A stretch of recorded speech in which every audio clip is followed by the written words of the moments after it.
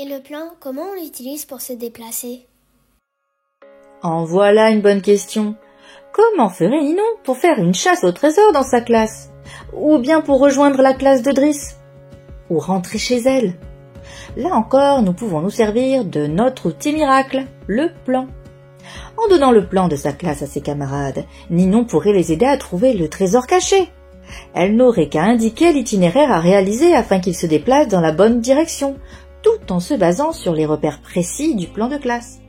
Cela pourrait donner par exemple « Cher Moussaillon, partez de la place d'Andrea pour vous déplacer de 2 tables vers la gauche ». Pour rejoindre la classe de Driss, elle n'aura qu'à bien observer le plan de l'école. Cela lui permettra alors de savoir qu'elle devra sortir de sa classe, avancer jusqu'à la bibliothèque, sortir en prenant les escaliers, puis traverser la cour. Elle n'aura plus qu'à se diriger à l'est des escaliers. Savais-tu que le plan de l'école est très important? Il permet à toutes les classes de pouvoir se repérer et se déplacer vers une zone sécurisée en cas d'alerte incendie. Terminons maintenant par un trajet plus long, celui du retour de l'école.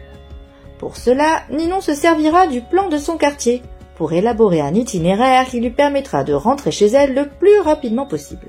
Pour cela, elle devra longer la mairie, traverser, prendre la direction nord-est sur la grande place pour se diriger vers la maison de Driss. Elle poursuivra alors son chemin vers l'est pour rentrer chez elle.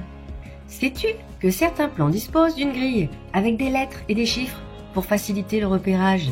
Pratique, non? Ici, tu peux repérer l'emplacement de l'école Morisseau, par exemple, dans la case A1.